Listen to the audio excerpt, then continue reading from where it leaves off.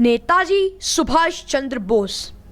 विगत 23 जनवरी को हमारे इतिहास के काले पन्नों पर स्वर्ण अक्षर से अलौकिक कथा लिखने वाले नेताजी सुभाष चंद्र बोस की जयंती थी। उनके जन्मदिन को आज हम पराक्रम दिवस के रूप में मनाते हैं।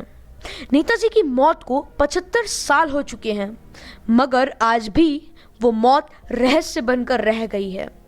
नेताजी ने अपने जीवन में कितने कीर्तिमान रचे हैं यह बताने की जरूरत नहीं है, बल्कि उनका काम उनके नाम से ज्यादा गूंजता है। नेताजी ने पहला प्लानिंग कमीशन आज़ादी के 10 साल पहले ही बना दी थी। वो भारत के सबसे प्रभावशाली स्वतंत्र सेनानी हैं क्योंकि उनके शब्द आज भी हर स्वतंत्र भारतीय के कानों में गूंजते हैं। जैसे तुम मुझे खून दो, मैं तुम्हें आज़ादी दूंगा, चलो दिल्ली और जय हिंद।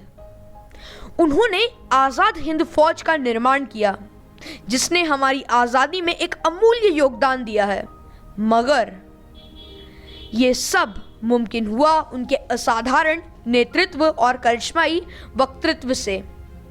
मगर बात अभी उनकी रहस्यमय मौत पर अटकी है।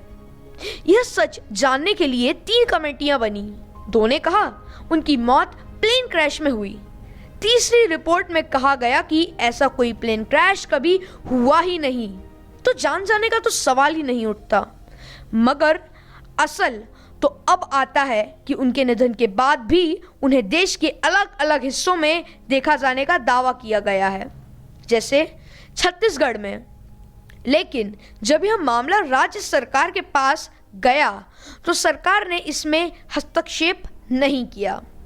उन्हें सन 1966 में ताशकंद में भी देखा गया है, जो कि उनकी मौत के 21 साल बाद की घटना है।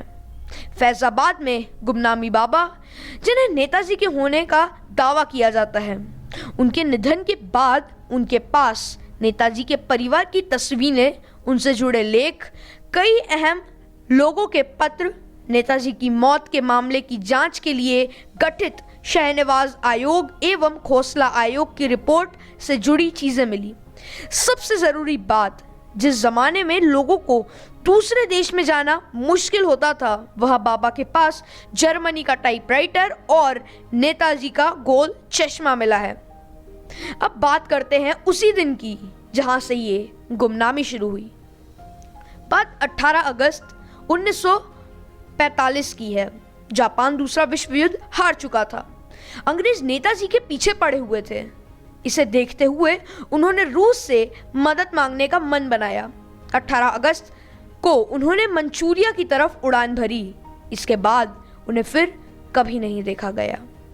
5 दिन बाद टोक्यो रेडियो ने जानकारी दी कि उनका हवाई विमान ताइहोकू हवाई अड्डे के पास क्रैश हो गया, जिसमें वह बहुत बुरी तरीके से जल गए। ताइहोकू सैनिक अस्पताल में उनका निधन हुआ। प्लेन में सवार बाकी लोग मर गए। आज भी उनकी अस्थियां टोक्यो के रेंकोजी मंदिर में हैं।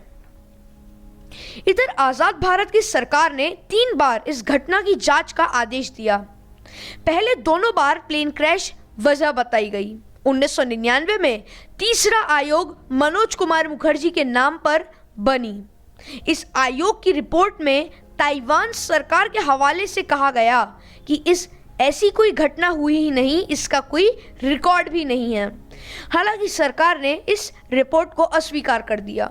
अब जिन्होंने ये वीडियो यहाँ तक देखा है उनका धन्यवाद। और महत्वपूर्ण जानकारी, अब ये बात कथित है कि 40 के दशक में नेताजी की लोकप्रियता दुनिया भर में थी, और ये बात भी सत्य है कि आजाद भारत के पहले प्रधानमंत्री नेताजी ही बनते, जिस वजह से INA का परचम फहरा जाता और बड़े नेता जैसे जवाहरलाल नेहरू, जिनके साथ बड़े लोग थे, हार जाते। बाकी आप लोग स्वयं समझदार हैं। तो धन्यवाद। वीडियो को लाइक करें, चैनल को सब्सक्राइब करें, और अगर आप नेताजी के कीर्तिमानों से सुसज्जित एक वीडियो देखना चाहते हैं तो प्लीज लाइक करें। धन्यवाद। जय हिंद, जय भारत।